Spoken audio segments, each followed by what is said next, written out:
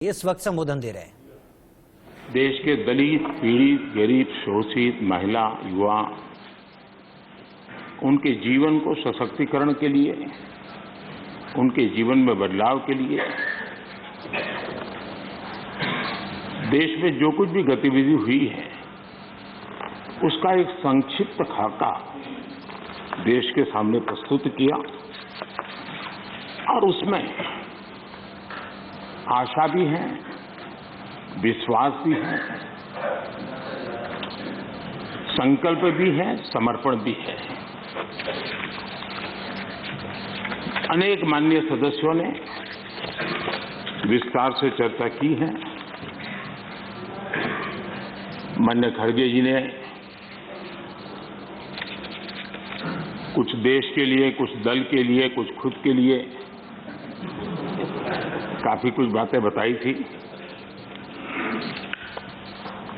आनंद शर्मा जी ने भी, उनको जरा समय की तकलीफ रही, लेकिन फिर भी उन्होंने कोशिश की और उन्होंने ये कहा कि देश की उपलब्धियों को स्वीकारा जाए। श्रीमान मनोज झा जी ने राजनीतिक से अभिभाषण परे होना चाहिए, इसकी अच्छी सलाह भी दी। प्रसन्न आचार्य जी ने वीर बाल दिवस और नेताजी से जुड़े कामों के संबंध में भी विस्तार से सराहना की। डॉक्टर फौजिया खान जी ने संविधान की प्रतिष्ठा को लेकर विस्तार से चर्चा की। हर सदस्य ने अपने अनुभव के आधार पर, अपनी राजनीतिक सोच के आधार पर और राजनीतिक स्थिति के आधार पर अपनी बातें हमारे सामने रखी है। मैं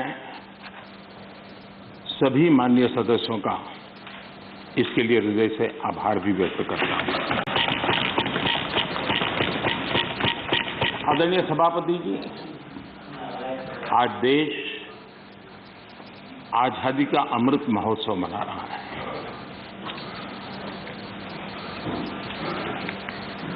पचहत्तर साल का आजादी के कालखंड में देश को दिशा देने का, देश को गति देने का अनेक स्तर पर प्रयास हुए हैं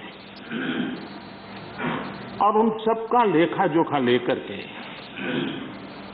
जो अच्छा है उसे आगे बढ़ाना, जो कमियां हैं उसको करेक्ट करना और जहां नए इनिशिएटिव लेने की आवश्यकता है वो नए इनिशिएटिव लेना। और देश जब आजादी के 100 साल मनाएगा तब हमें देश को कहां ले जाना है, कैसे ले जाना है, किन किन योजनाओं के सहारे हम ले जा सकते हैं, इसके लिए ये बहुत ही महत्वपूर्ण समय है। और हम सभी राजनीतिक नेताओं ने, राजनीतिक क्षेत्र के कार्यकर्ताओं ने अपना ध्यान पर भी और देश का ध्यान भी आने वाले 25 साल के लिए देश को कैसे आगे ले जाना, इसके लिए केंद्रित करना चाहिए। और मुझे विश्वास है कि उससे जो संकल्प उभरेंगे उस संकल्प में सबकी सामूहिक भागीदारी होगी, सबका ओनरशिप होगी और उसके कारण जो 75 साल की गति थी उससे अनेक गुना गति के साथ हम देश को बहुत कुछ दे सकते हैं। आदरणीय सभापति जी, कोरोना एक वैश्विक महामारी है और पिछले 100 साल में मानव जात ने इतना बड़ा संकट नहीं देखा है। और संकट की तीव्रता देखिए, मां बीमार है एक कमरे में, लेकिन बेटा उस कमरे में प्रवेश न कर पाए। पूरे मानव जात के लिए ये कितना बड़ा संकट था।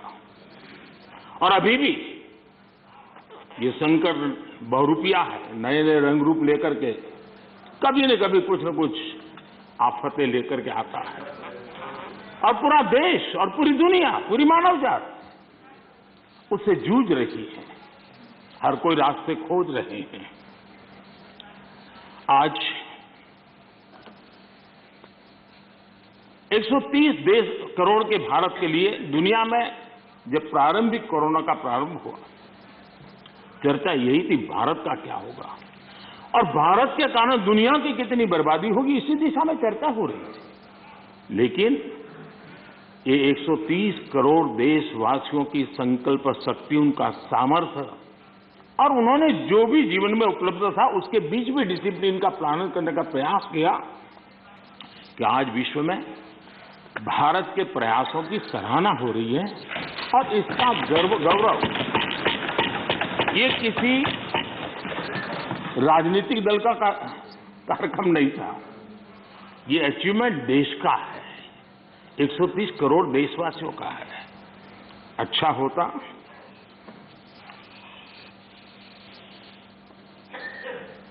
इसका यश लेने की भी कोशिश करते आप लोग,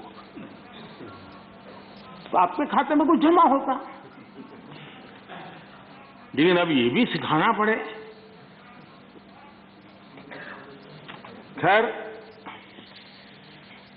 वैक्सीनेशन के संबंध में अभी प्रश्नकाल में हमारे आदरणीय मंत्री जी ने विस्तार से बात तो बताई है कि जिस प्रकार से भारत वैक्सीनेशन बनाने में, इनोवेशन में, रिसर्च में और उसके इम्प्लीमेंटेशन में आज भी दुनिया में वैक्सीन के खिलाफ बहुत बड़े आंदोलन चल रहे हैं। लेकिन वैक्सीन से मेरा लाभ हो या न लाभ हो, लेकिन कम से कम वैक्सीन लगाऊंगा तो मेरे कारण किसी और का नुकसान नहीं होगा। इस एक भावना ने 130 करोड़ देशवासियों को वैक्सीन लेने के लिए प्रेरित किया। ये भारत का मूलभूत चिंतन का प्रतिबिंब है जो विश्व के लोगों के सामने रखना हर हिंदुस्तानी का कर्तव्य है। सिर्फ खुद की रक्षा करने का विषय होता तो लूं या न लूं विवाद होता, लेकिन जब उसके मन में विचार आया कि मेरे कारण किसी को कष्ट न हो, अगर इसके लिए मुझे भी डोज लेना है तो मैं ले लूं, और उसने ले लिया। ये भारत के मन की, भारत के मानव मन की, भारत की मानवता की हम गौरवपूर्ण रूप से दुनिया के सामने कह सकते हैं। आज 100% डोज के लक्ष्य की ओर हम तेज गति से आगे बढ़ रहे हैं। मैं सम्मानित सदस्य, ये सभी आदरणीय सदस्यों से, इनके सामने हमारे फ्रंटलाइन वर्कर, हमारे हेल्थ केयर वर्कर्स, हमारे वैज्ञानिक, इन्होंने जो काम किया है उसकी सराहना करने से भारत की प्रतिभा तो खिलेगी, लेकिन इस प्रकार से जीवन खपाने वाले लोगों का भी हौसला बुलंद होगा। और इसलिए सदन बड़े गौरव के साथ उनका अभिनंदन करता है, उनका धन्यवाद करता है। आदरणीय सभापति जी, इस कोरोना काल में 80 करोड़ से भी अधिक देशवासियों को इतने लंबे कालखंड के लिए मुफ्त राशन की व्यवस्था, उनका घर का चूल्हा कभी न जले, ऐसी स्थिति पैदा न हो, ये काम भारत ने करके दुनिया के सामने एक उदाहरण प्रस्तुत किया। इसी कोरोना काल में जबकि अनेक कठिनाइयां थी, बंधन थे, उसके बावजूद भी प्रगति में रुकावटों की बार ऑब्स्टेकल के बीच भी लाखों परिवारों को गरीबों को पक्का घर देने के अपने वादे की दिशा में हम लगातार चलते रहे और आज गरीब का भी घर खर्चा लाखों में होता है। जितने करोड़ों परिवारों को एक घर मिला है ना, हर गरीब परिवार आज लखपति कहा जा सकता है। आदरणीय सभापति जी, इसी कोरोना काल में 5 करोड़ ग्रामीण परिवारों को नल से जल पहुंचाने का काम कर करके एक नया रिकॉर्ड प्रस्थापित किया।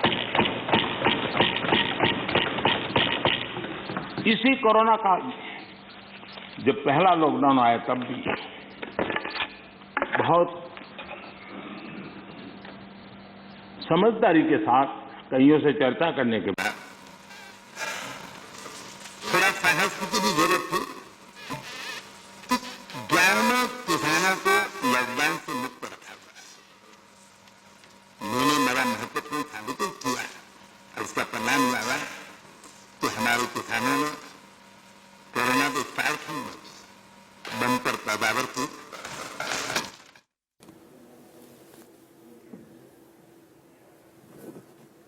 प्रधानमंत्री नरेंद्र मोदी जो कि राष्ट्रपति के अभिभाषण पर जवाब फिलहाल राज्यसभा में दे रहे हैं, पहले से वक्त तय था और प्रधानमंत्री बता रहे हैं कि विश्व में आज भारत के प्रयासों की किस तरीके से तारीफ होती है।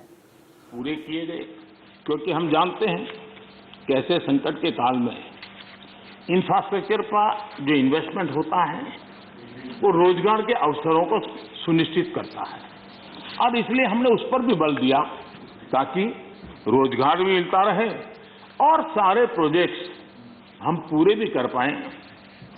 कठिनाइयां थी लेकिन उसको कर पाए। इसी कोरोना काल में चाहे जम्मू कश्मीर हो चाहे नॉर्थ ईस्ट हो, हर कालखंड में विस्तार से इसका विकास की यात्रा को आगे बढ़ाया गया और उसको हमने चलाया है। इसी कोरोना कालखंड में हमारे देश के युवाओं ने खेल जगत के हर क्षेत्र में हिंदुस्तान का तिरंगा हमारा परचम फहराने में बहुत बड़ा काम किया, देश को गौरव दिया। आज पूरा देश हमारे युवाओं ने खेल जगत में जिस प्रकार से प्रदर्शन किया है और कोरोना के इन सारे बंधनों के बीच उन्होंने अपनी तपस्या को कम नहीं होने दिया, अपनी साधना को कम होने नहीं दिया और देश को गौरव बढ़ाया है। आदरणीय सभापति जी, इसी कोरोना काल में आज जब हमारा देश का युवा स्टार्टअप यानी भारत का युवा एक पहचान बन गई है, एक सिनोनिमस हो गया है। आज हमारे देश के युवा स्टार्टअप के कारण स्टार्टअप की दुनिया में टॉप 3 में हिंदुस्तान को जगह दिला पाई है।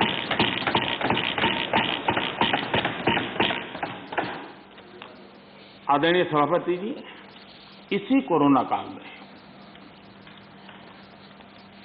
चाहे COP26 का मामला हो, चाहे G20 समूह का क्षेत्र हो या चाहे समाज जीवन के अंदर अनेक अनेक विषयों में काम करना हो, चाहे दुनिया के 150 देशों को दवाई पहुंचाने की बात हो, भारत ने एक लीडरशिप रोल लिया है।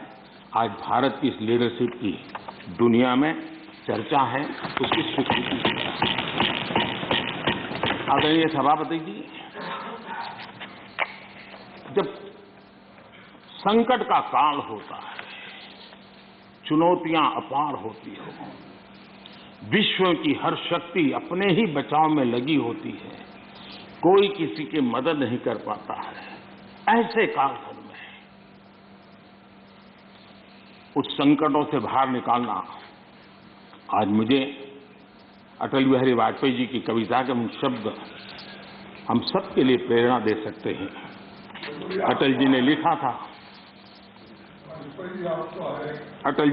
था, व्याप्त हुआ बर्बर अंधियारा, व्याप्त हुआ बर्बर अंधियारा, किंतु चीरकर तम की छाती, किंतु चीरकर तम की छाती, चमका हिंदुस्तान हमारा।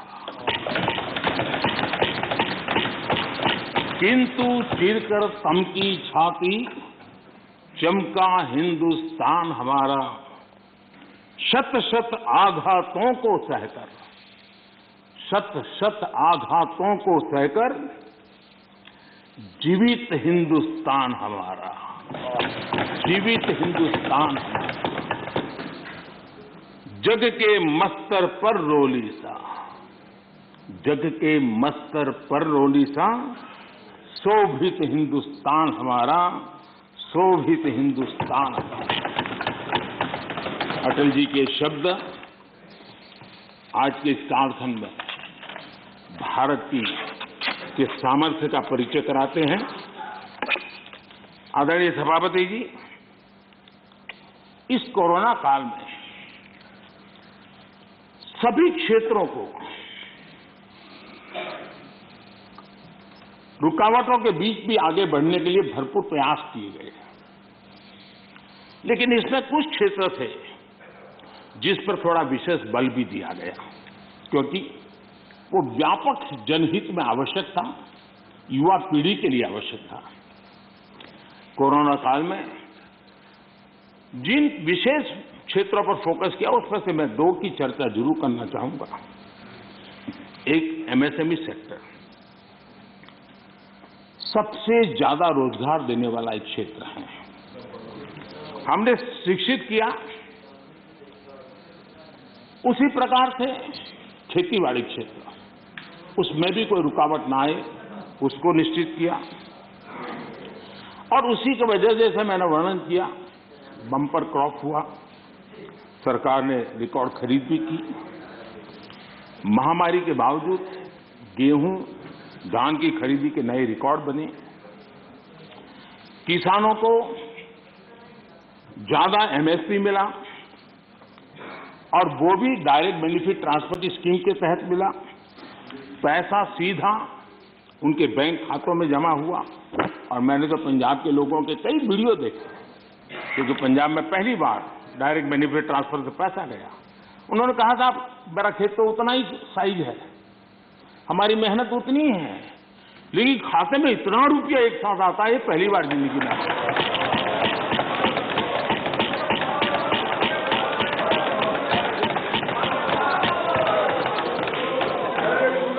इससे संकट के समय किसानों के पास कैश की सुविधा रही। ऐसे कदमों से ही इतने बड़े सेक्टर को शॉक्स और डिसरप्शन से हम बचा पाए।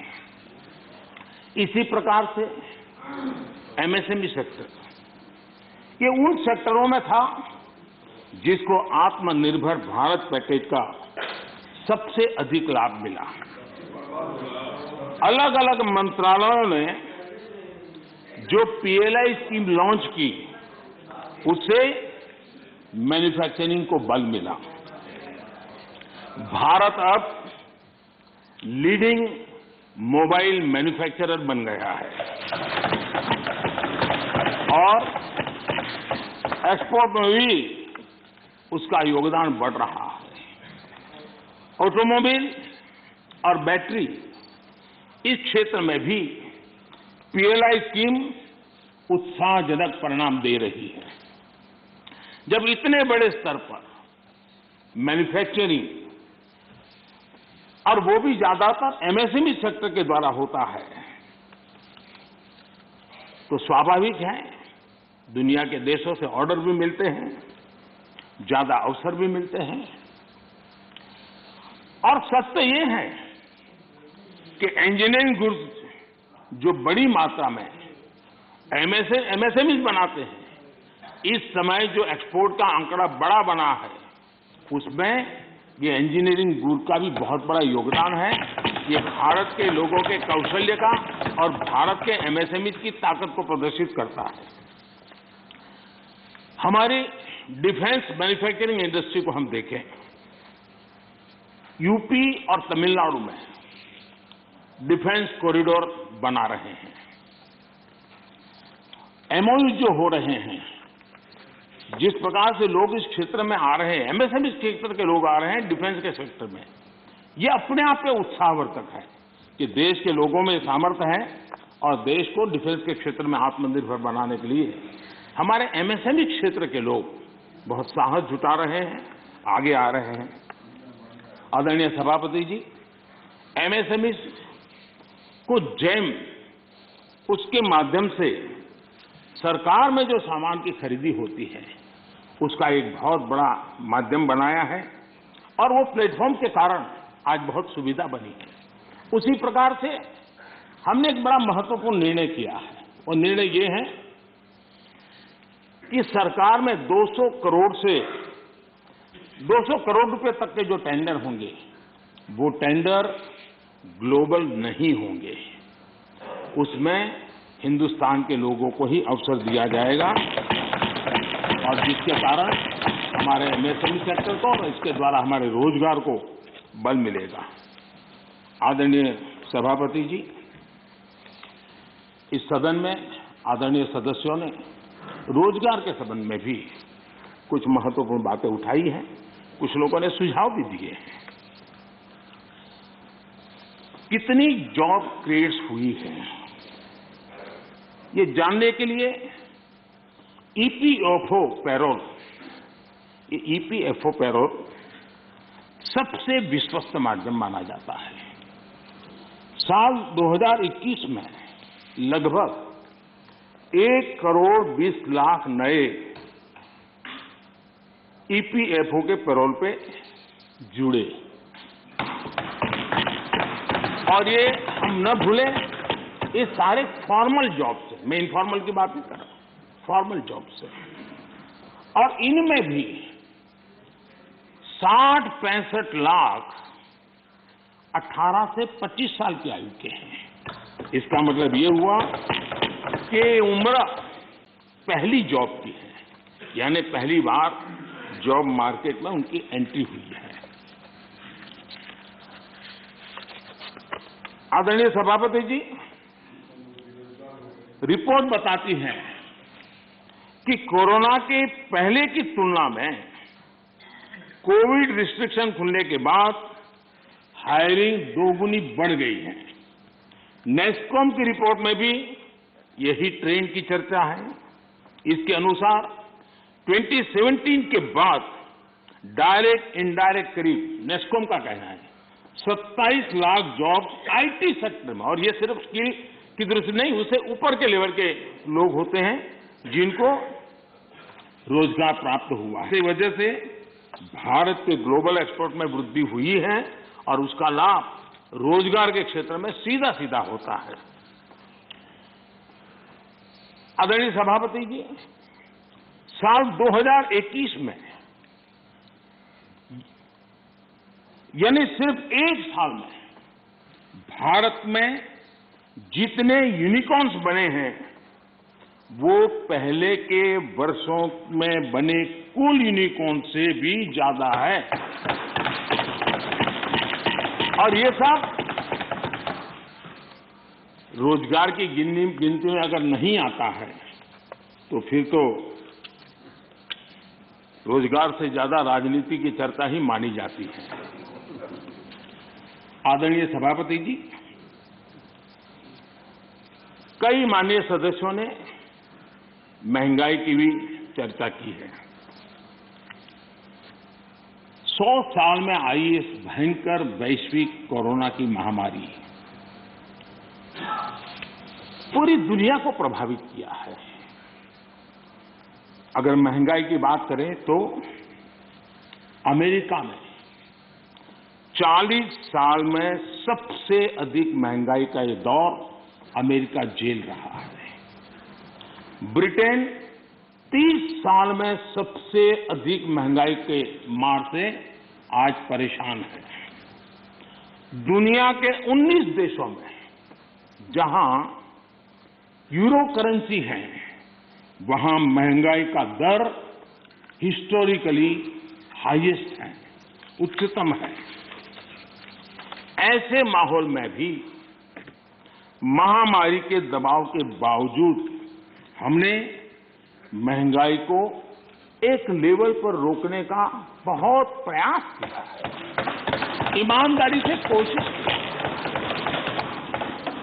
2014 से लेकर 2020 तक ये दर 4 से 5% के आसपास थी। इसकी तुलना जरा यूपीए के दौर से करें तो पता चलेगा कि महंगाई होती क्या है। यूपीए के समय महंगाई डबल डिजिट छू रही थी। यूपीए के समय डबल डिजिट छू रही थी। फिर आज हम एकमात्र बड़ी इकोनॉमी है जो हाई ग्रोथ और मीडियम इन्फ्लेशन अनुभव कर रहे हैं।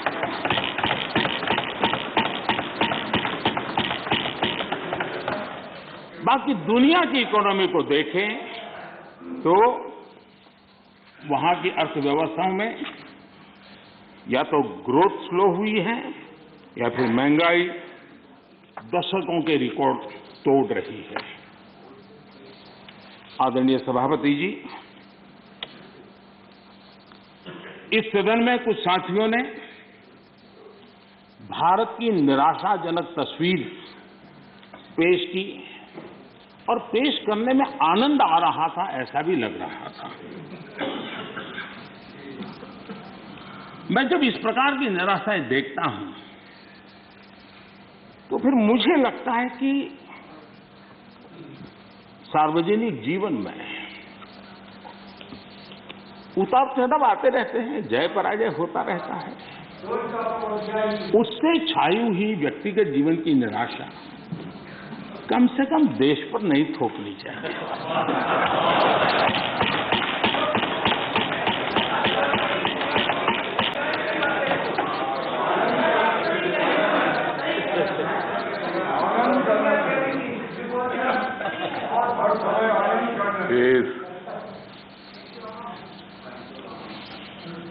मैं जानता नहीं, लेकिन हमारे यहाँ गुजरात में एक बात है, शरद राव जानते होंगे, वो यहाँ महाराष्ट्र में भी होगा।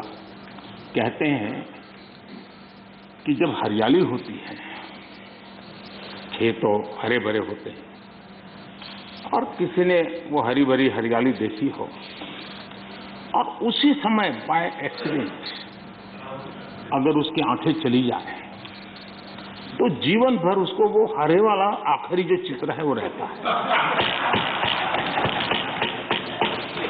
वैसा 2013 तक के जो दुर्दशा में गुजारा और 14 में अचानक देश की जनता ने जो रोशनी की, उसमें जो आंखें किसी की चली गई हैं, उनको पुराने दिन ही दिखते हैं। आदरणीय सभापति जी,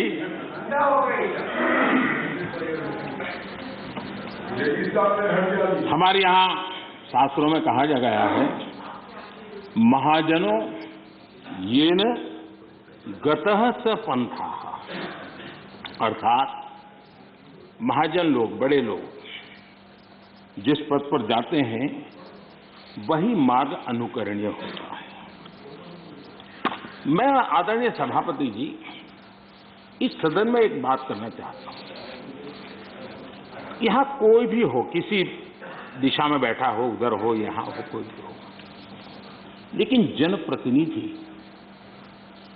अपने आप में छोटा हो बड़ा हो क्षेत्र का लीडर होता है, नेतृत्व करता है। वो जो भी उसका कमांड एरिया होगा वहां के लोग उसको देखते हैं, उसकी बातों को फॉलो करते हैं। और ऐसा सोचना ठीक नहीं है कि हम सत्ता में है तो लीडर और वहां बैठ गए तो अरे रे क्या हो गया, ऐसा नहीं होता है। कहीं पर भी आप है, अगर जनप्रतिनिधि हैं, आप सच्चे अर्थ में लीडर है। और लीडर अगर इस प्रकार से सोचेगा, ऐसी निराशा से भरा हुआ लीडर होगा, तो क्या होगा भाई?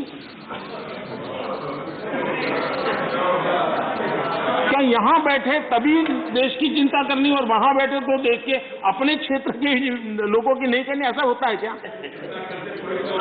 किसी से नहीं सीखते तो शरद राव से सीखो। मैंने देखा है शरद राव इस उम्र में भी अनेक बीमारियों के बीच भी क्षेत्र के लोगों को प्रेरणा देते रहते हैं। हमें निराश होने की जरूरत नहीं भाई।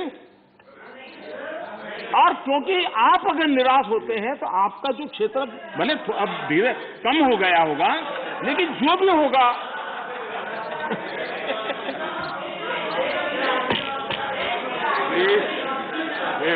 बैठ के रनिंग कमेंट्री करना उचित नहीं है, पद्धति में नहीं।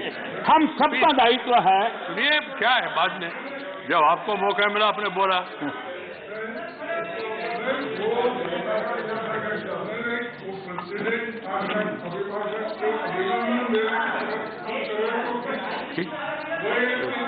ठीक है, ठीक है। करके जी आपको बुलाएंगे। नहीं, ये रिकॉर्ड में जाएगा नहीं। ये रिकॉर्ड में नहीं जा रहे, अननेसेसरी।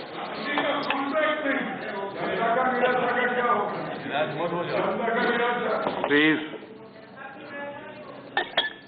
खड़गे जी, आप भी अजय रंजन जी जैसी गलती करते हैं।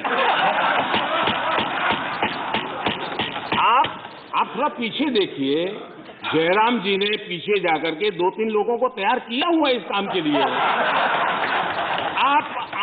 आप इस प्रतिष्ठा से रहिए, पीछे है रखा है व्यवस्था। जयराम जी खास जाकर के बाहर जाकर के सूचना लेकर के आए, समझा रहे थे।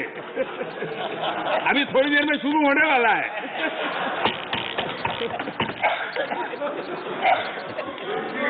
आप सम्मानीय नेता है।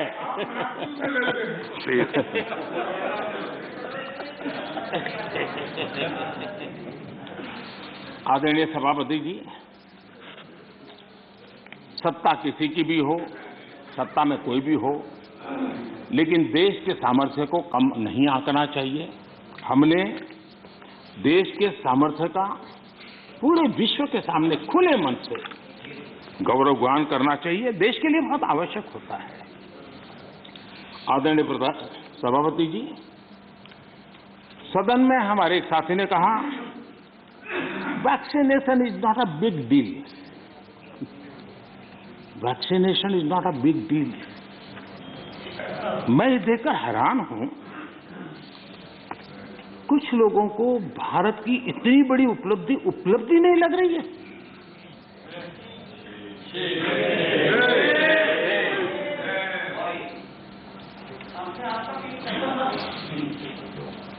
एक साथी ने यह भी कहा कि टीकाकरण पर व्यर्थ खर्च हो रहा है। ये देश सुनेगा तो क्या लगेगा ऐसे लोगों के लिए।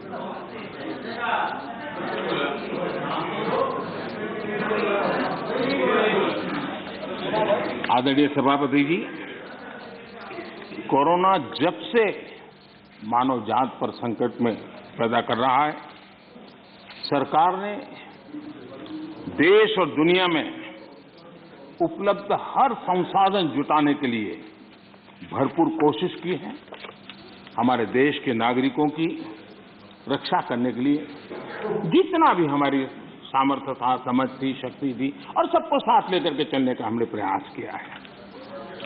और जब तक महामारी रहेगी, तब तक सरकार गरीब से गरीब परिवार का जीवन बचाने के लिए जितना खर्च करना पड़ेगा, खर्चा करने के लिए प्रतिबद्ध है।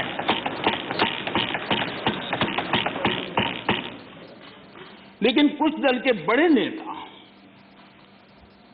बीते 2 सालों में उन्होंने जो अपरिपक्वता दिखाई है, उससे देश को भी बहुत निराशा हुई है। हमने देखा है कि कैसे राजनीतिक स्वार्थ में खेल खेले गए हैं। भारतीय वैक्सीन के खिलाफ मुहिम चलाई गई। थोड़ा सोचिए, जो पहले आपने कहा था, आज जो हो रहा है, उसको थोड़ा दोनों साथ मिलाकर देखिए। हो सकता है सुधार की संभावना हो तो कुछ काम आ जाएगा। आदरणीय सभापति जी, देश की जनता जागरूक है और मैं देश की जनता का अभिनंदन करता हूं कि उनके हर छोटे मोटे नेताओं ने ऐसी गलती की तो भी उसने इस संकट के समय ऐसी बातों को कान पर लिया नहीं और वैक्सीन के लिए कतार में खड़े रहकर के वैक्सीन दी। अगर ये न हुआ होता तो बहुत बड़ा खतरा हो जाता। लेकिन अच्छा हुआ, देश की जनता कुछ नेताओं से भी आगे निकल गई। ये देश के लिए अच्छा है। आदरणीय सभापति जी, इस पूरा कोरोना कालखंड एक प्रकार से फेडरल स्ट्रक्चर का उत्तम उदाहरण मैं कह सकता हूं। 23 बार शायद किसी एक प्रधानमंत्री को एक कार्यकाल में मुख्यमंत्रियों की इतनी मीटिंग करने का अवसर नहीं आया होगा। मुख्यमंत्रियों के साथ 23 मीटिंगें की गई और विस्तार से चर्चाएं की गई और मुख्यमंत्रियों के सुझाव और भारत सरकार के पास जो जानकारियां थी उसमें मिलजुल करके, क्योंकि सदन में राज्यों से जुड़े हुए वरिष्ठ नेता यहां बैठे हैं और इसलिए मैं ये कहना चाहूंगा, ये अपने आप में बहुत बड़ी घटना है। 23 मीटिंगें करना इस कालखंड में और विस्तार से चर्चा करके रणनीति बनाना और सबको ऑन बोर्ड लेकर के चलना, और चाहे केंद्र सरकार हो, राज्य सरकार हो या स्थानीय स्वराज की संस्था की इकाइयां हो, सबने मिलकर के प्रयास किया है। हम किसी की योगदान को कम नहीं आंकते, हम तो इसको देश की ताकत मानते हैं।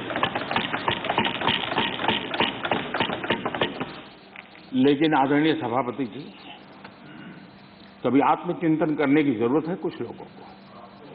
जब कोरोना की ऑल पार्टी मीटिंग बुलाई गई, सरकार की तरफ से विस्तार से प्रेजेंटेशन देना था और एक तरफ से कोशिश की गई कि कुछ दल न जाए, उनको समझाने की कोशिश हुई और खुद भी नहीं आए, ऑल पार्टी मीटिंग का बहिष्कार किया। और मैं शरद राव जी का फिर से आभार व्यक्त करना चाहूंगा। शरद राव जी ने कहा, देखिए भाई, ये कोई यूपीए का निर्णय नहीं है, मैं जिसको कह सकता हूं मैं कहूंगा। और शरद राव जी आए, बाकी टीएमसी सहित सभी दल के लोग आए और उन्होंने अपने बहुमूल्य सुझाव भी दिए। ये संकट देश पर था, मानव जात पर था, उसमें भी आपने बहिष्कार किया। ये पता नहीं आपके एडवाइस कौन है जी, कौन कहां से आप सलाह लेके आते हैं, आपका भी नुकसान कर रहे हैं जी। देश रुका नहीं, देश चल पड़ा, आप अटक गए और हर एक को आश्चर्य हुआ। सब लोग, आप दूसरे दिन के अखबार देख लीजिए, क्या आपकी आलोचना हुई है, क्यों ऐसा किया, इतना बड़ा काम। लेकिन अब ये सभापति जी, हमने होलिस्टिक हेल्थ केयर पर फोकस किया। आधुनिक चिकित्सा परंपरा, भारतीय चिकित्सा पद्धति।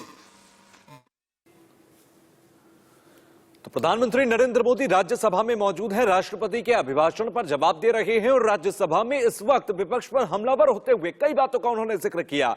देश आजादी का अमृत महोत्सव मना रहा है, देश को गति देने के अनेक स्तर पर प्रयास हुए। आईटी सेक्टर का जिक्र करते हुए उन्होंने कहा कि 27 लाख नौकरियां बढ़ी। महंगाई दर का उन्होंने जिक्र करते हुए कहा कि कांग्रेस के समय में, यानी कि यूपीए की जब सरकार होती थी तो महंगाई डबल डिजिट में होती थी। खेल जगत में भी तिरंगा शान से लहराया। तो हर सेक्टर का जिक्र यहां पर कर रहे थे। अभी हाल फिलहाल में उन्होंने जिक्र किया कि किस तरह से कोरोना काल में तमाम वैक्सीनेशन को लेकर जो ड्राइव चलाई गई, वो अभियान चलाए गए, वो सभी समय रहते बेहतर तरीके से आगे बढ़ाए गए। कोरोना काल में एमएसपी का पर रिकॉर्ड खरीदारी की गई।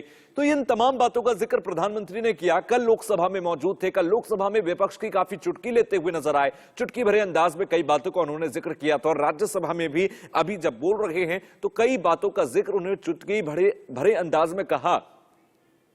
तो विपक्ष के लगातार क्वेश्चनिंग करने पर उन्होंने चुटकी भरे अंदाज में कहा कि आप काफी सम्मानीय नेता हैं, आप सम्मानीय नेता होने के नाते यहां पर कैसे आप सवाल कर रहे हैं। तमाम तरीके का जवाब और सवाल उन्होंने किए।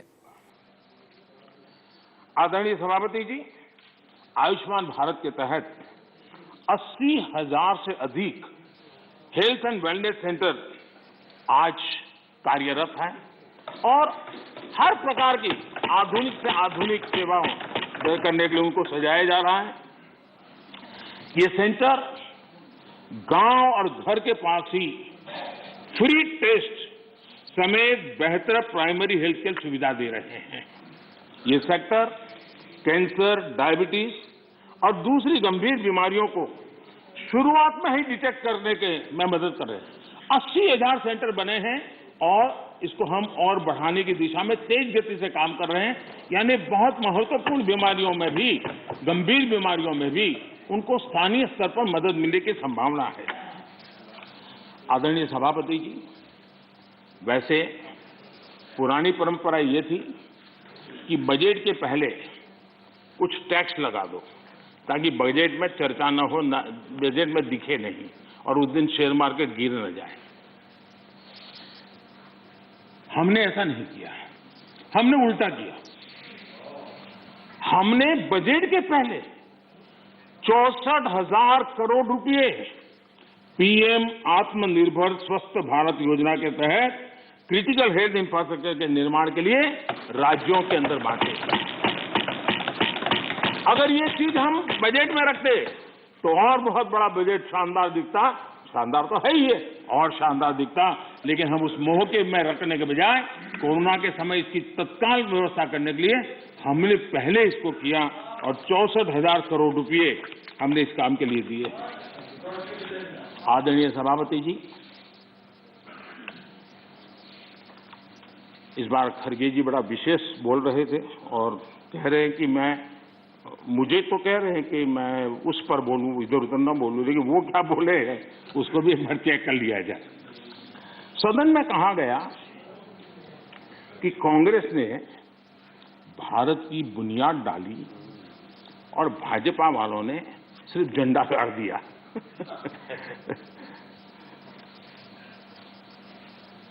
आदरणीय सभापति जी, ये सदन में ऐसे ही हंसी मजाक में कही गई बात नहीं थी। ये उस गंभीर सोच का परिणाम है और वही देश के लिए खतरनाक है। और वो है, कुछ लोग यही मानते हैं कि हिंदुस्तान 1947 में पैदा हुआ है और उसी के कारण ये समस्या होती है। और इसी सोच का परिणाम है कि भारत में पिछले 75 साल में जिसको काम करने का 50 साल मौका मिला था, उनकी नीतियों पर भी इस मानसिकता का प्रभाव रहा है और उसी के कारण कई विकृतियां पैदा हुई है। ये डेमोक्रेसी आपकी मेहरबानी से नहीं है, हमारे कुर्बानी से। और आपको 1975 में डेमोक्रेसी का गला घोंटने वालों को डेमोक्रेसी का गौरव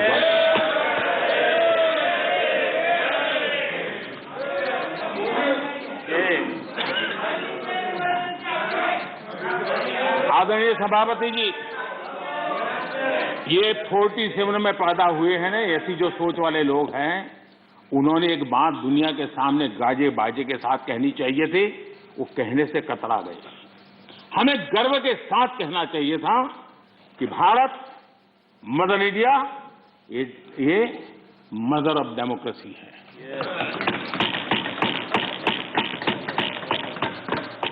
डेमोक्रेसी डिबेट ये भारत में सदियों से चल रहा है और कांग्रेस की कठिनाई ये है, डायनेस्टी के आगे उन्होंने कुछ सोचा ही नहीं, ये उनकी परेशानी है। और पार्टी में जो डेमोक्रेसी की बात करते हैं ना, वो जरा समझे, भारत के लोकतंत्र को सबसे बड़ा खतरा परिवारवादी पार्टियों का है, ये मानना पड़ेगा।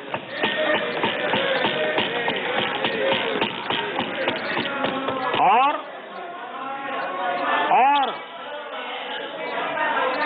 पार्टी में भी जब कोई परिवार सर्वोपरि होता है, तब सबसे पहली कैजुअलिटी, जब पार्टी में भी कोई एक परिवार सर्वोपरि हो जाता है, तो सबसे पहली कैजुअलिटी टैलेंट की होती है।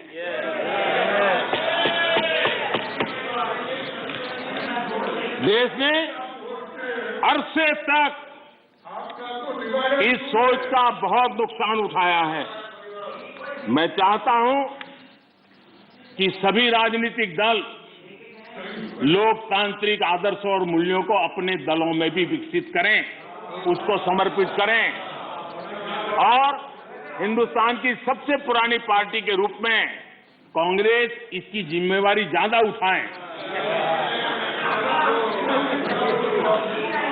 आदरणीय सभापति जी, यहां पर यह कहा गया कि कांग्रेस न होती तो क्या होता।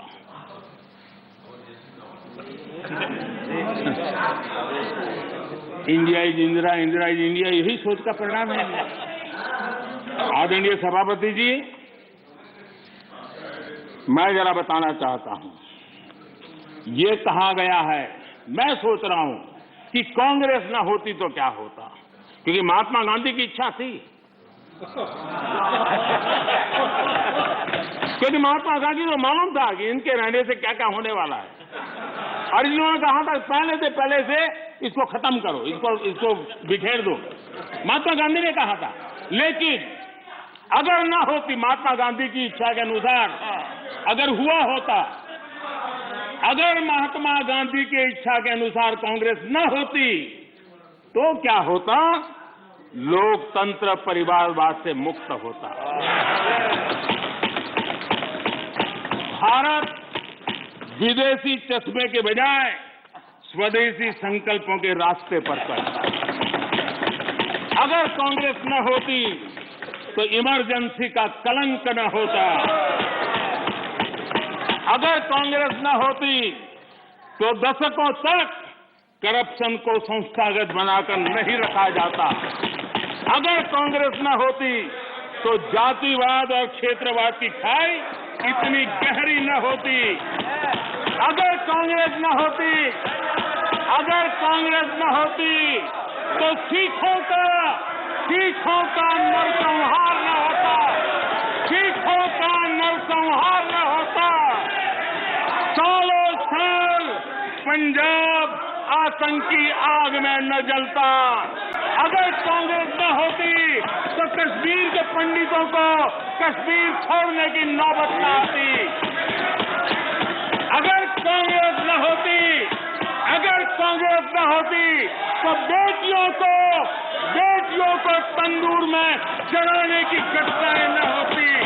अगर कांग्रेस न होती तो देश के सामान्य मानवी को घर, सड़क, बिजली, पानी, शौचालय, मूल सुविधाओं के लिए इतने सालों तक इंतजार न करना पड़ता।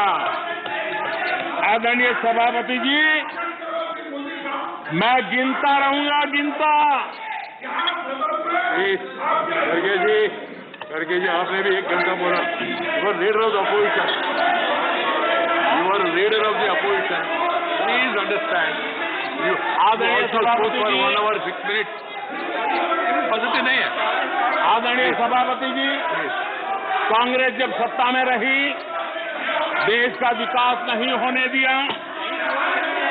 अब विपक्ष में है तो देश के विकास में बाधा डाल रही है। अब कांग्रेस को नेशन पर भी आपत्ति है। नेशन पर आपत्ति है। यदि नेशन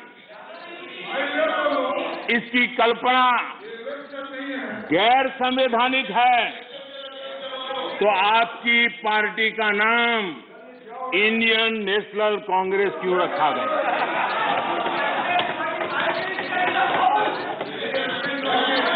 अब आपकी ये नई सोच आई है तो इंडियन नेशनल कांग्रेस नाम बदल दीजिए और आप फेडरेशन ऑफ कांग्रेस कर दीजिए। अपने पूर्वजों की गलती जरा सुधार दीजिए। आदरणीय सभापति जी, आदरणीय सभापति जी, यहाँ पर Nothing will go on record without my permission. आदरणीय सभापति जी, Without my permission, nothing will go on record. Any comment? Federalism को लेकर भी Prime Minister Congress, is ex- TMC और लेफ्ट सहित अनेक साथियों ने यहाँ बड़ी बड़ी बातें की। जरूरी भी है क्योंकि ये राज्यों के वरिष्ठ नेताओं का ये सदन है, लेकिन सभी साथियों को आदरणीय सभापति जी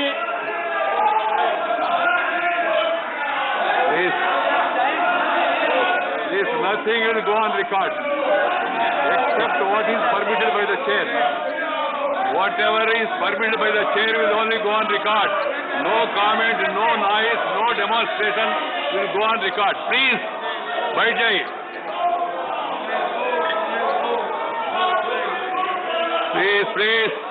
Please, the Prime Minister is intervening. I have permitted it. It will only go on record. Ramdas ji, आप चिंता मत करिए. इधर आप चिंता मत करिए. जो जाएगा वो जाएगा. आप क्यों चिंता करते?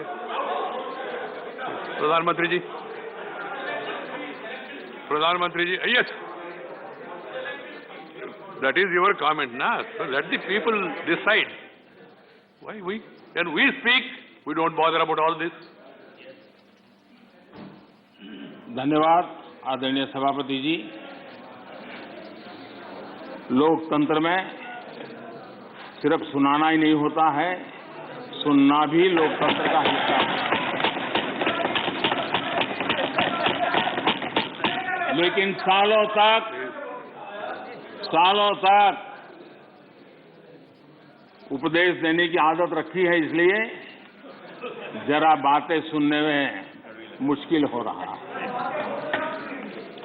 आदरणीय सभापति जी, फेडरलिज्म को लेकर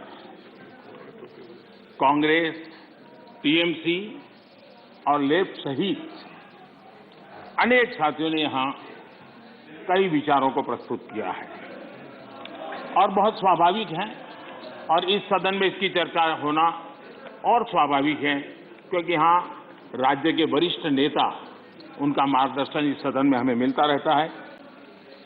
लेकिन जब ये बात करते हैं तब मैं आज सबसे आग्रह करूंगा कि हम फेडरलिज्म के संबंध में हमारे जो कुछ भी विचार हैं, कभी बाबा साहब आम्बेडकर को जरूर पढ़ें, बाबा साहब आम्बेडकर की बातों का स्मरण करें। बाबा साहब आम्बेडकर जी ने जो संविधान सभा में कहा था, उसी को मैं कोट कर रहा हूं। और बाबा साहब आम्बेडकर ने कहा था, ये फेडरेशन एक यूनियन है क्योंकि यह अटूट है। प्रशासनिक सुविधा हेतु देश और लोगों को विभिन्न राज्यों में विभाजित किया जा सकता है। प्रशासन के लिए विभिन्न राज्यों में विभाजित किया जा सकता है, लेकिन देश अभिन्न रूप से एक है। उन्होंने एडमिनिस्ट्रेटिव व्यवस्थाएं और नेशन की कल्पना को स्पष्ट किया है, और ये बाबा साहब आम्बेडकर ने संविधान सभा में कहा है। मैं समझता हूं फेडरलिज्म को समझने के लिए बाबा साहब आम्बेडकर के इतने गहन विचारों से अधिक मैं समझता हूं कि मार्गदर्शन के लिए किसी बात की जरूरत है। लेकिन विशेषता ये है, क्या हुआ है हमारे देश में? फेडरलिज्म के इतने बड़े बड़े भाषण दिए जाते हैं, इतने उपदेश दिए जाते हैं, हम क्या वो दिन भूल गए जब एयरपोर्ट पर जरा जरा सी बातों के लिए मुख्यमंत्री हटा दिए जाते थे? आंध्र प्रदेश के पूर्व मुख्यमंत्री टी अंजय जी के साथ क्या हुआ था, ये इस सदन के अनेक नेता अच्छी तरह जानते हैं। प्रधानमंत्री के बेटे को एयरपोर्ट पर उनका प्रबंध पसंद नहीं आया तो उनको बर्खास्त कर दिया। इसने आंध्र प्रदेश के करोड़ों लोगों की भावनाओं को आहत किया था। इसी प्रकार कर्नाटका के लोकप्रिय मुख्यमंत्री वीरेंद्र पाटिल जी को भी अपमानित करके पद से हटाया गया था, वो तब जब वो बीमार थे। हमारी सोच कांग्रेस की तरह संकीर्ण नहीं है। हम संकीर्ण सोच के साथ काम करने वाले लोग नहीं हैं। हमारी सोच में राष्ट्रीय लक्ष्यों, राष्ट्रीय टारगेट्स और रीजनल एस्पिरेशंस, उसके बीच में हम कोई कॉन्फ्लिक्ट नहीं देखते हैं। हम मानते हैं कि रीजनल एस्पिरेशंस को उतने ही इज्जत के साथ एड्रेस करना चाहिए, समस्याओं का समाधान करना चाहिए। और भारत की प्रगति भी तब होगी जब देश विकास को ध्यान में रखते हुए रीजनल एस्पिरेशंस को एड्रेस करें। ये दायित्व बनता है। जब हम इस बात को कहते हैं देश को आगे बढ़ाना, लेकिन इसकी ये भी शर्त है कि जब राज्य प्रगति करते हैं तब देश की तरक्की होती है। राज्य प्रगति न करे और देश की तरक्की के लिए हम सोचे तो हो नहीं सकता है। और इसलिए पहली शर्त है राज्य प्रगति करे तब देश की तरक्की होती है। और जब देश की तरक्की होती है, देश समृद्ध होता है, देश के अंदर समृद्धि आती है, तो समृद्धि राज्यों में पर्कोलेट होती है और इसके कारण देश समृद्ध बनता है। इस सोच के साथ हम चलते हैं।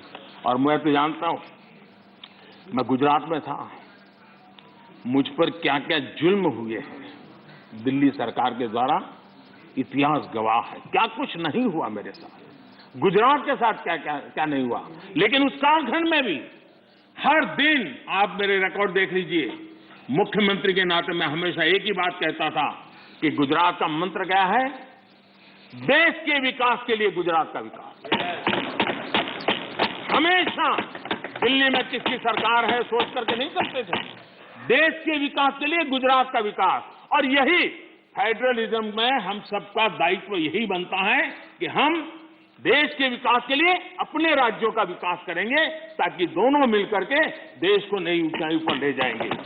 और यही तरीका सही तरीका है, उसी रास्ते पर चलना हमारे लिए जरूरी है। और ये बहुत दुखद है, जिनको दशकों तक सरकार चलाने का मौका मिला और उन्होंने राज्यों के साथ कैसे कैसे दमन किए थे। सब यहां बैठे हैं, भुक्तभोगी लोग बैठे हुए हैं। कैसे कैसे दमन किया था, करीब करीब 100 बार राष्ट्रपति शासन ला करके राज्य सरकार, चुनी हुई राज्य सरकारों को उखाड़ के फेंक दिया। आप किस मुंह से बातें कर रहे हो। और इसलिए लोकतंत्र का भी आपने सम्मान किया। और वो कौन प्रधानमंत्री है जिसने अपने कालखंड में 50 सरकारों को उखाड़ के फेंक दिया था, राज्य की 50 सरकारों को। आदरणीय सभापति जी, इन सारे विषयों के जवाब हर हिंदुस्तानी जानता है और उसी की सजा आज उनको भुगतनी पड़ रही है। देश उनको स्वीकार कर लेता है।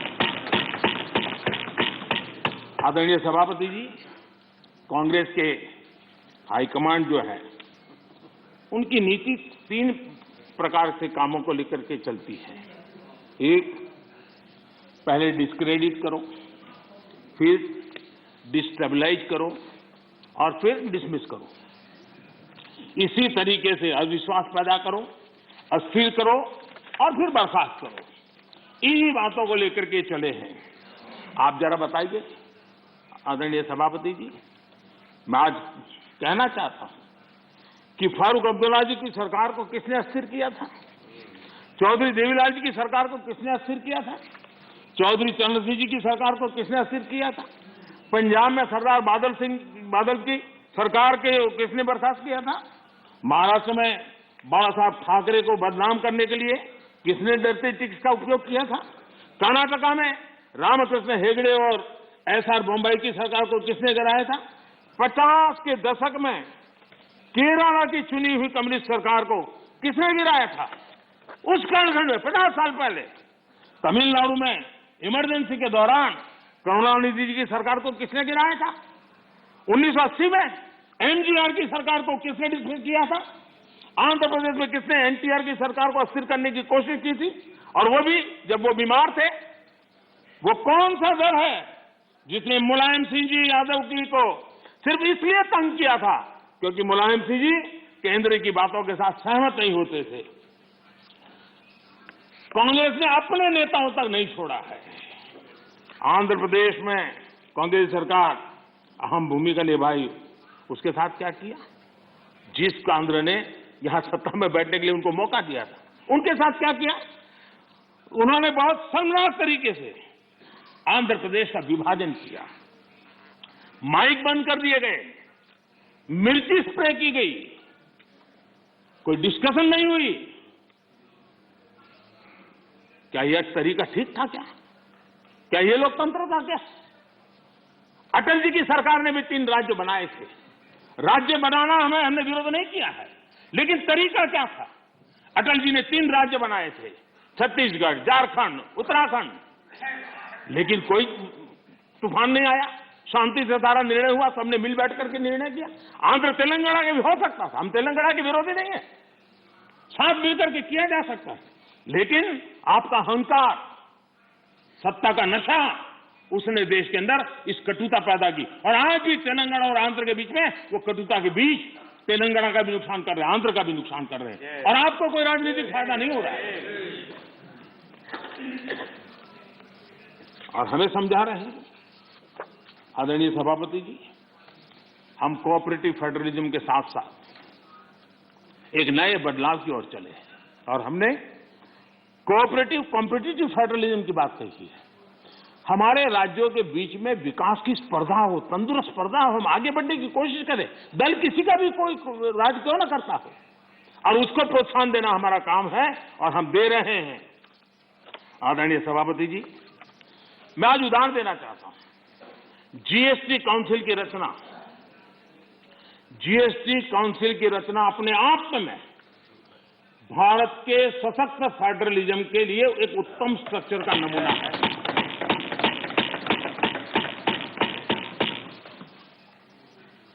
रेवेन्यू के अहम निर्णय जीएसटी काउंसिल में होते हैं और राज्यों के वित्त मंत्री और भारत के वित्त मंत्री सभी इक्वल टेबल पर बैठ करके निर्णय करते हैं। कोई बड़ा नहीं, कोई छोटा नहीं, कोई आगे नहीं, कोई पीछे नहीं, सब साथ मिलकर के दे। और देश को गर्व होना चाहिए, इस सदन को ज्यादा गर्व होना चाहिए कि जीएसटी के सारे निर्णय, सैकड़ों निर्णय हुए हैं, सबके सब सर्वानुमति से हुए। सभी राज्यों के वित्त मंत्री और भारत के वित्त मंत्री ने मिलकर के किए हैं। इससे बड़ा फेडरलिज्म का उत्तम स्वरूप क्या हो सकता है? कौन इसका गौरव नहीं करेगा? लेकिन हम इसका भी गौरव नहीं करते हैं। आदरणीय सभापति जी, एक और उदाहरण मैं देना चाहता हूं फेडरलिज्म का। हमने देखा कि जैसे सामाजिक न्याय ये देश में बहुत अनिवार्य होता है, वरना देश आगे नहीं बढ़ता है, वैसे भी क्षेत्रीय न्याय भी उतना ही जरूरी होता है। अगर कोई क्षेत्र विकास में पीछे रह जाएगा तो देश आगे भी नहीं बढ़ सकता। और इसलिए हमने एक योजना बनाई, एस्पिरेशनल डिस्ट्रिक्ट। देश में 100 से ऐसे डिस्ट्रिक्ट चुने, अलग अलग पैरामीटर के आधार पर चुने गए, राज्यों के साथ मशवरा करके चुने गए, और उन 100 से अधिक जो डिस्ट्रिक्ट हैं वो राज्य के जो एवरेज डिस्ट्रिक्ट है उसकी बराबरी तो कम से कम आ जाए तो बोझ कम हो जाएगा। और उस काम को हमने किया और आज मैं बड़े संतोष के साथ कहूंगा, बड़े गौरव के साथ कहूंगा, योजना का विचार भले भारत सरकार को आया, लेकिन एक राज्य को छोड़कर के सभी राज्यों ने इसको ओन किया। 100 से अधिक जिलों की स्थिति बदलने के लिए केंद्र सरकार, राज्य सरकार और जिला इकाई आज मिलकर के काम कर रहे हैं, और उसमें सभी दलों की सरकार वाले राज्य हैं। ऐसा नहीं है कि वो भारतीय जनता पार्टी के राज्य वाली सरकारें हैं। और सबने मिलकर के इतने उत्तम परिणाम दिए हैं कि बहुत कम समय में एस्पिरेशनल डिस्ट्रिक्ट कई पैरामीटर में अपने राज्य की एवरेज से भी कुछ आगे निकल गए हैं। और ये मैं समझता हूं कि उत्तम से उत्तम काम है। और मैं बताऊं, कुछ आकांक्षी जिले जो एस्पिरेशनल डिस्ट्रिक्ट हैं, उनके जनधन अकाउंट पहले की तुलना में 4 गुना ज्यादा जनधन अकाउंट खोलने का काम किया है। हर परिवार में शौचालय मिले, बिजली मिले, इसके लिए भी उत्तम काम इस एस्पिरेशनल डिस्ट्रिक्ट में सभी राज्यों ने मिलकर के किया है। मैं समझता हूं यही फेडरल स्ट्रक्चर का उत्तम उदाहरण है और उसी से देश की प्रगति के लिए फेडरल स्ट्रक्चर का ताकत का उपयोग होना ये उसका उदाहरण है। आदरणीय सभापति जी, मैं आज एक और कैसे आर्थिक मदद होती है राज्यों को, किस तरीके से नीतियां कैसे बदलाव लाने से परिवर्तन आता है, उसका भी उदाहरण देना चाहता हूं। वो भी एक समय था जब हमारे प्राकृतिक संसाधन सिर्फ कुछ लोगों की तिजोरियां भरने के लिए काम आते थे। ये दुर्दशा हमने देखी है, उसकी चर्चाएं बहुत चली है। अब इस संपदा राष्ट्र का खजाना भर रही है। हमने कोयले और माइनिंग सेक्टर में रिफॉर्म किए। 2000 में हमने पारदर्शी प्रक्रिया के साथ खनिज संसाधनों का ऑक्शन किया। हमने रिफॉर्म्स की प्रक्रिया को जारी रखा, जो जैसे वैध लाइसेंस की बिना चार्ज के ट्रांसफर, 50% प्रोड्यूसर्स की ओपन मार्केट में सेल बिक्री, अर्ली ऑपरेशनलाइजेशन पर 50% रिबेट। बीते एक साल में माइनिंग रेवेन्यू लगभग 14,000 करोड़ रुपए से बढ़कर लगभग 35,000 करोड़ रुपए पर पहुंचा है। ऑक्शन से जितना भी रेवेन्यू आया वो राज्य सरकारों को मिला है। ये निर्णय किया है, सबसे बड़ी बात ये है, ये सुधार जो लागू हुए हैं इसके राज्य का ही भला हुआ है और राज्य का भला होने में देश का भला है ही है। कोऑपरेटिव फेडरलिज्म का इस क्षेत्र इतना बड़ा महत्वपूर्ण निर्णय, और उड़ीसा इस रिफॉर्म्स को लागू करने में अग्रिम राज्य रहा। मैं उड़ीसा के मुख्यमंत्री जी को अभिनंदन देता हूं कि उनकी सरकार ने सारे रिफॉर्म्स में हमारे साथ कंधे से कंधा मिलाकर के काम किया है। आदरणीय सभापति जी, यहां पर यह भी चर्चा हुई कि हम इतिहास बदलने की कोशिश कर रहे हैं। कई बार बोला जाता है, बाहर भी बोला जाता है और कुछ लोग लिखा जाते हैं। मैं देख रहा हूं कि कांग्रेस एक प्रकार से अर्बन नक्सल के चुंगाल में फंस गई है। उनकी पूरी सोचने के तरीकों को अर्बन नक्सलों ने कब्जा कर लिया है और इसलिए उनकी सारी सोच गतिविधि डिस्ट्रक्टिव बन गई है और देश के लिए चिंता का विषय, बड़ी गंभीरता से सोचना पड़ेगा।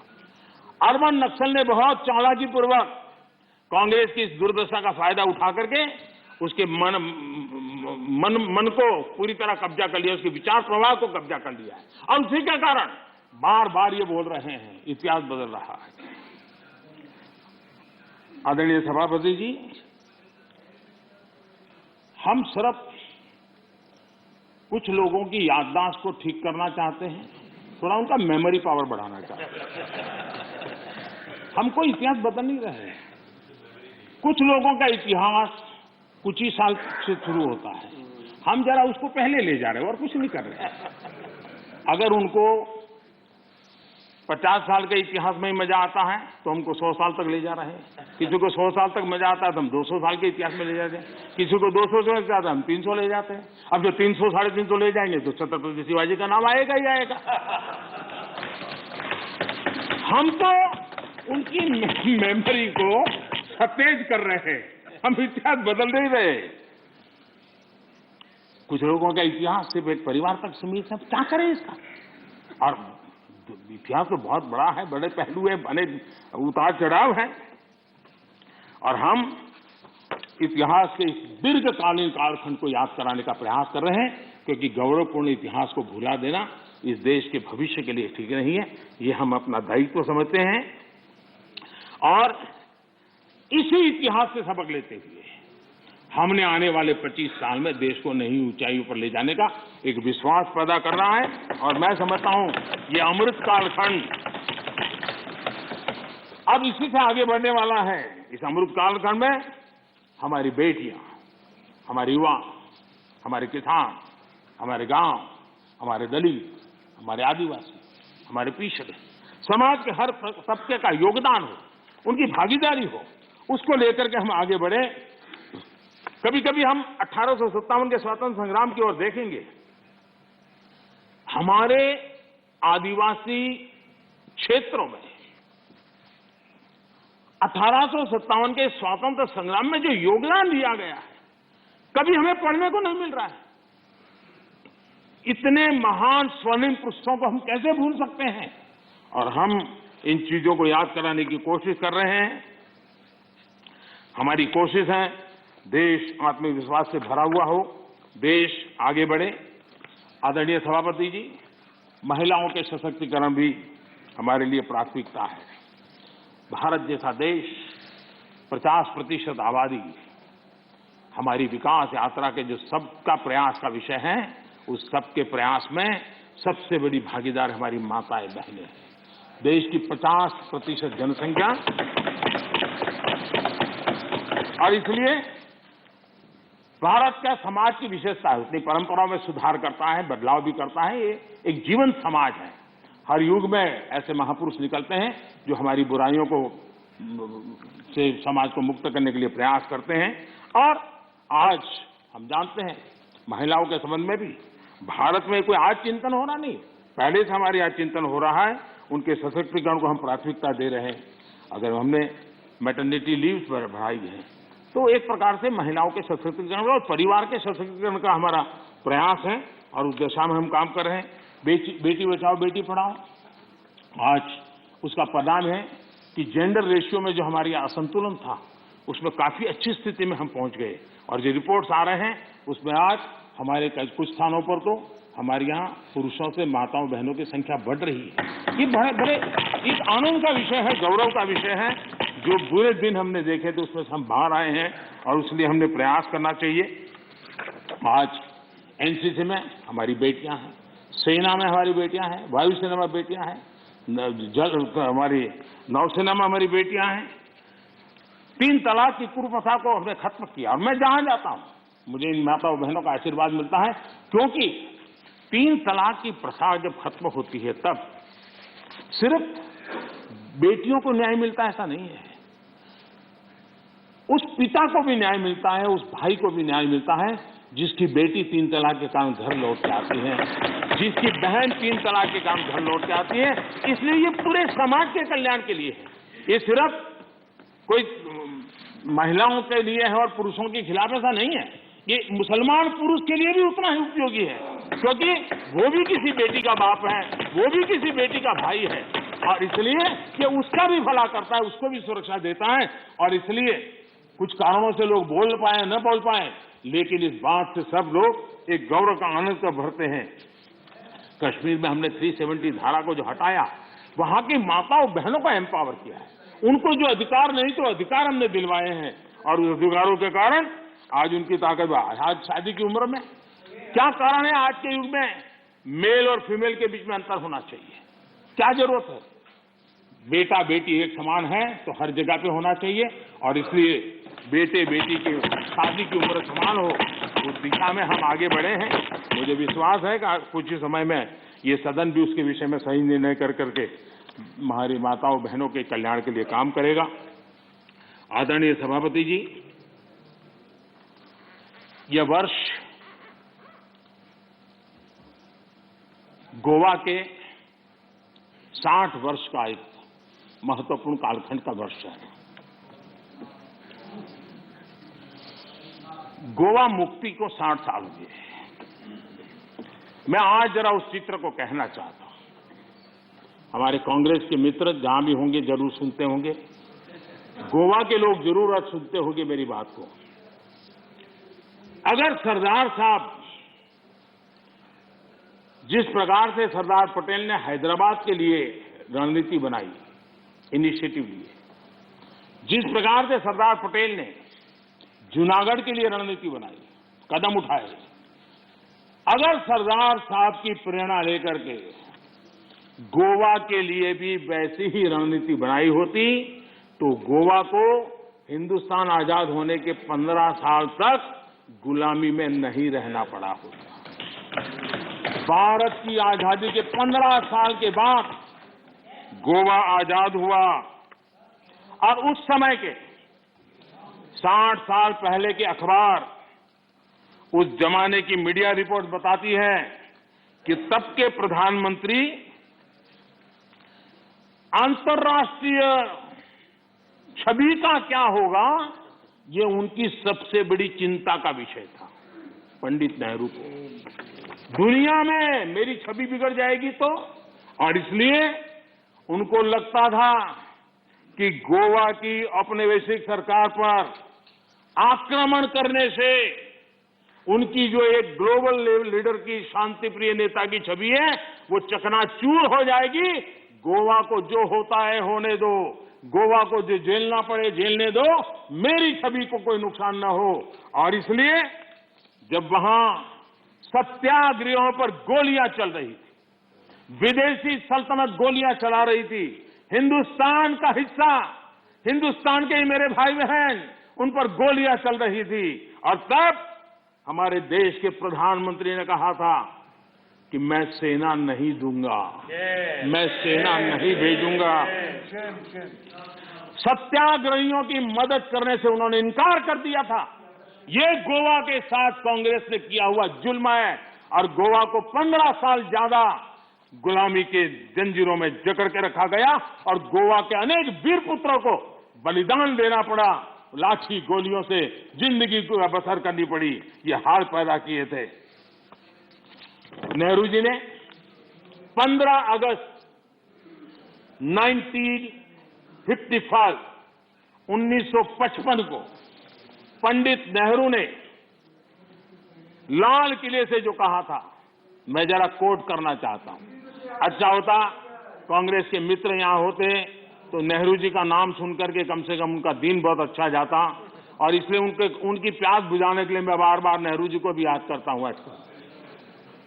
नेहरू जी ने कहा था, लाल किले से कहा था, मैं उनको कोट करता हूं, कोई धोखे में ना रहे, भाषा देखिए, कोई धोखे में ना रहे कि हम वहां फौजी कार्रवाई करेंगे।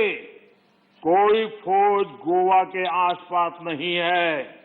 अंदर के लोग चाहते हैं कि कोई शोर मचाकर ऐसे हालात पैदा करे कि हम मजबूर हो जाएं फौज भेजने के लिए। हम नहीं भेजेंगे फौज, हम उसको शांति से तय करेंगे। समझ लें सब लोग इस बात को।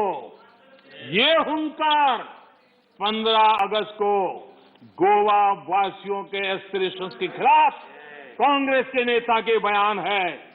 पंडित नेहरू जी ने आगे कहा था, जो लोग वहां जा रहे हैं, लिमेज जी, लोहिया जी समेत सब लोग वहां सत्याग्रह कर रहे थे, आंदोलन कर रहे थे, देश के सत्याग्रही जा रहे थे। हमारे जगन्नाथ राव जोशी कर्नाटक केसरी, उनके नेतृत्व में सत्याग्रह हो रहा था। जो पंडित नेहरू जी ने क्या कहा, जो लोग वहां जा रहे हैं उनको वहां जाना मुबारक हो। देखिए मजाक देखिए, देश के अपनी आजादी के लिए लड़ने वाले मेरे ही देशवासियों के लिए क्या भाषा, कितना अहंकार है।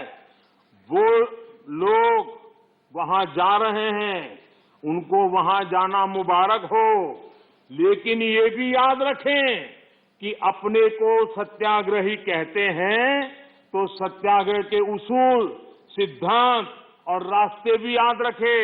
सत्याग्रह की पीछे फौजें नहीं चलती और ना ही फौजों की पुकार होती है।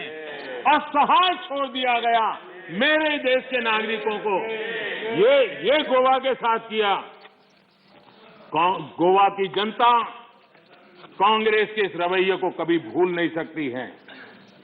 आदरणीय सभापति जी, हमें यहां फ्रीडम ऑफ एक्सप्रेशन पर भी बड़े भाषण दिए गए और आए दिन हमको जरा समझाया जाता है। मैं जरा आज एक घटना कहना चाहता हूं, और ये घटना भी गोवा के एक सपूत की घटना है। गोवा के एक सम्मानीय गोवा की धरती के एक बेटे की कथा है। अभिव्यक्ति के संबंध में क्या होता था, कैसे होता था, ये उदाहरण मैं देना चाहता हूं। व्यक्ति स्वतंत्रता की बातें करने वाले लोगों का इतिहास मैं आज खोल रहा हूं। क्या किया है।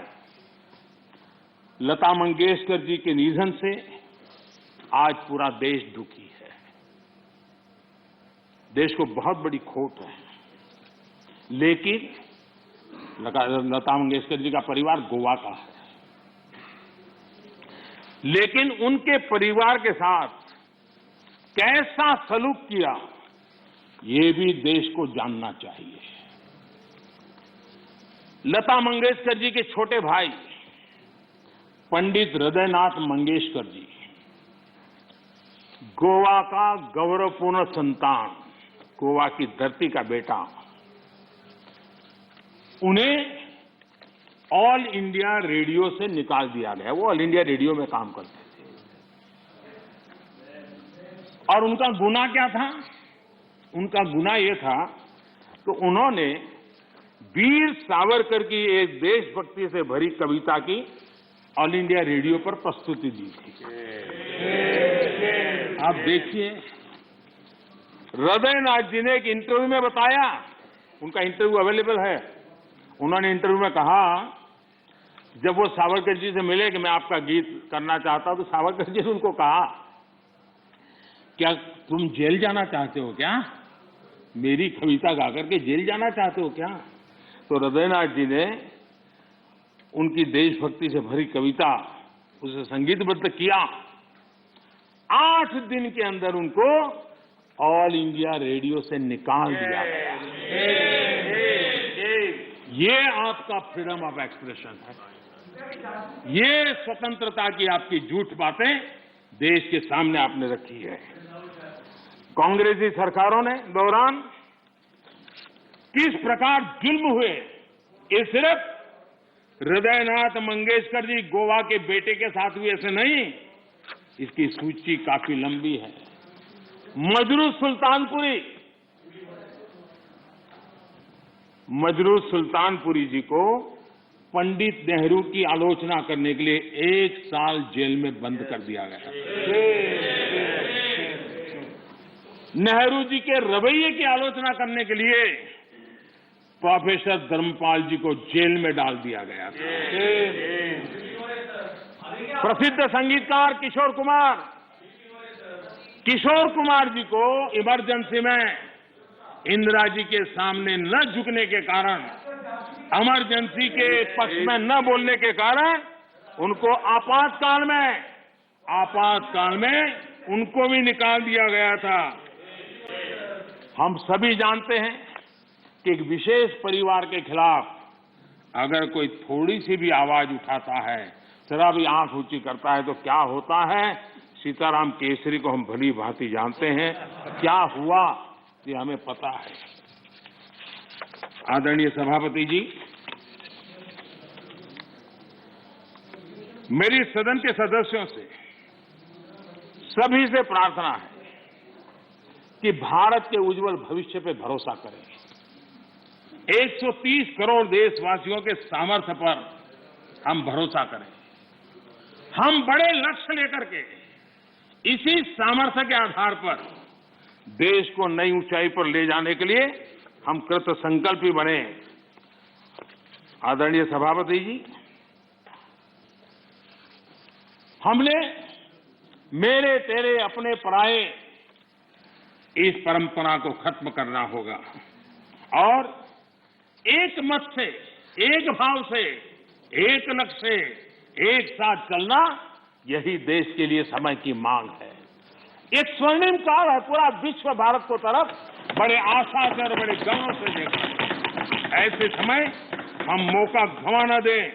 देशवासियों के कल्याण के लिए इससे बड़ा कोई अवसर आने वाला नहीं है। ये मौका हम पकड़ लें।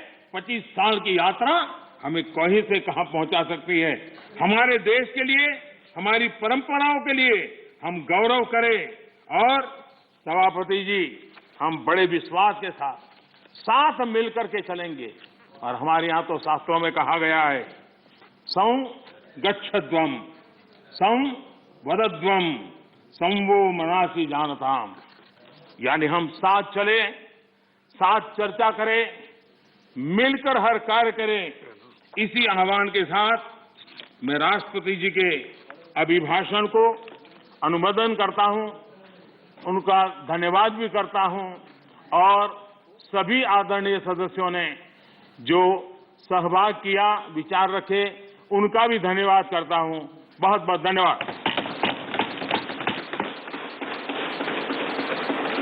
I shall now put the amendments.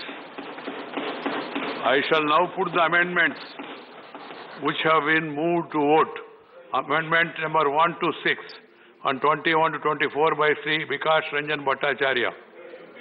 Are you withdrawing the amendments or I should put them to vote? Right. प्रधानमंत्री नरेंद्र मोदी राज्यसभा में बोल रहे थे। राष्ट्रपति के अभिभाषण पर बहुत सी बातों का जिक्र किया। कहा, गरीबों को घर देने वादे पर हम लगातार काम कर रहे हैं, हमने किया भी है। कोरोना काल में किसानों ने रिकॉर्ड उत्पादन किया। कोरोना काल में कई बड़े फैसले किए गए और साथ ही साथ सरकार लगातार इस कोशिश में रही कि लोगों को लाभ पहुंचे। खेल जगत में भी तिरंगा शान से लहराया। गरीबों के सशक्तिकरण पर काम हुआ है। देश आजादी का अमृत महोत्सव मना रहा है और अब देश को इसी रफ्तार के साथ आगे बढ़ाना है, विकास की गति को आगे बढ़ाना है। 100 साल में कोरोना जैसा संकट नहीं आया, लेकिन अब आया है तो हम उससे निपट रहे हैं। दुनिया में भारत की जो कोशिशें हैं उनको तारीफ की जा रही है उनकी। अगले 25 साल काम पर और ज्यादा ध्यान देना होगा, विकास की रफ्तार को भी बढ़ाना होगा। 5 करोड़ गरीब परिवारों तक नल से जल हमने पहुंचाया है, पिछली सरकारों ने किया नहीं था। हमने गरीबों को पक्के मकान दिए हैं। गरीब भी आज की डेट में लखपति कहलाते हैं और जिस तरीके से कोरोना काल में सरकार ने बेहतर प्रदर्शन किया, उसके बाद ही कोरोना कंट्रोल हो पाया है और अब लोगों को इस नुकसान से बचाया जा सका है। यहां रुक रहे हैं, छोटे से ब्रेक के लिए लौट रहे हैं कुछ और खबरों को लेकर।